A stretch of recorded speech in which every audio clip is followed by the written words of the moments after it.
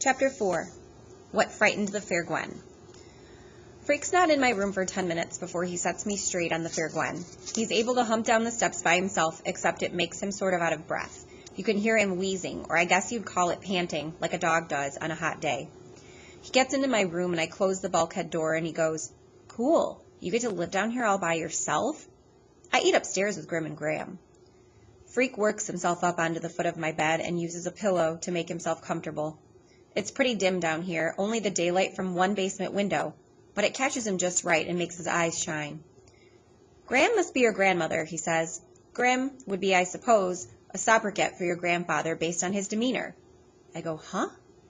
Freak grins and pushes back his yellow hair, and he goes, "Pardon my vocabulary. Sobriquet means nickname, and demeanor means expression.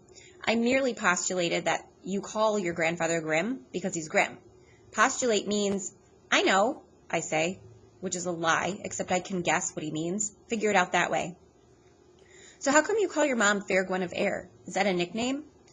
Freak is shaking his head. I can see he's trying not to let on that he's laughing inside. "Guinevere," he finally says, catching his breath. "The Fair Guinevere from the Legend of King Arthur. You know about King Arthur, right?" I shrug.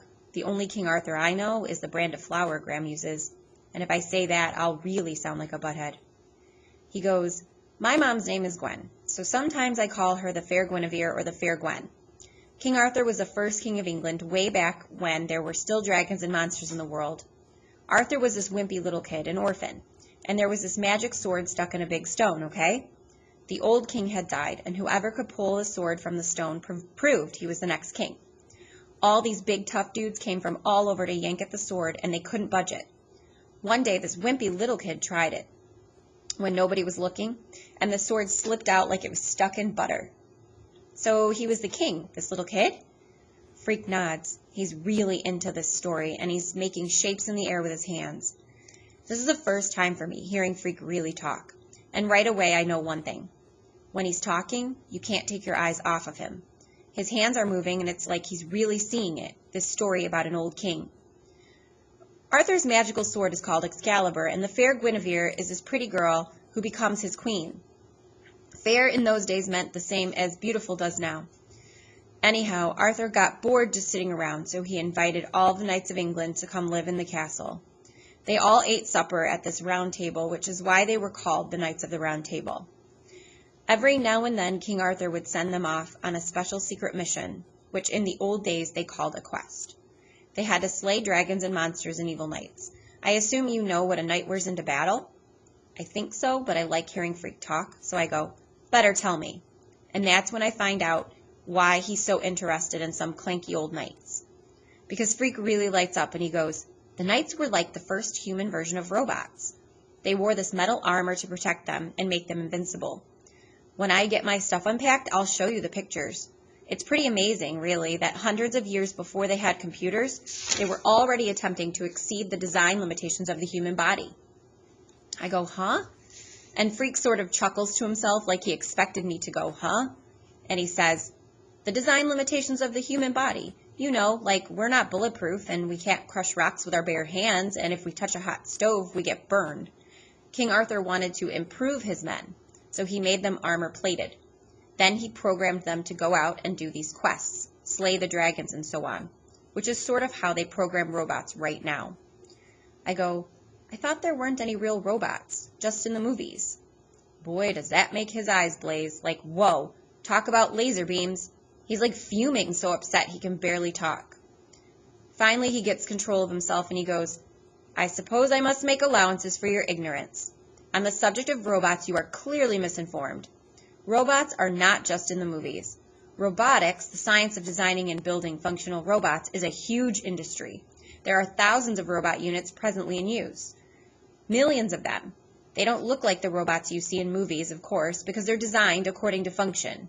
Many robotic devices are in fact sophisticated assembly units, machines that put together cars and trucks and computers.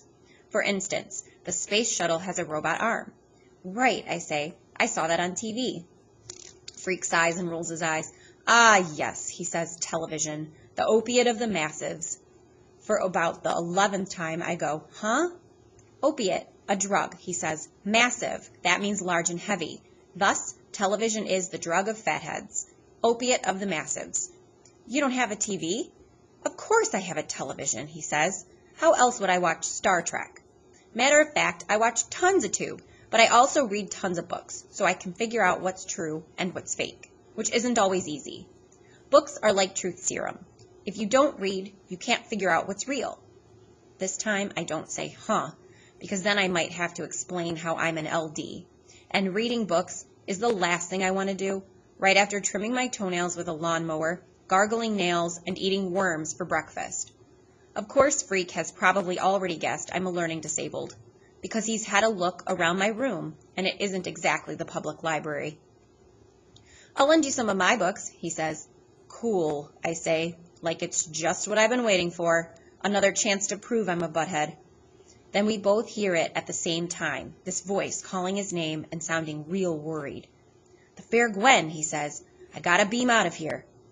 I go up and open the bulkhead door, and his mother is in the backyard, and she's looking at the little red wagon. She catches sight of me coming up out of the down under, and it's like somebody shot her, like she's scared out of her mind.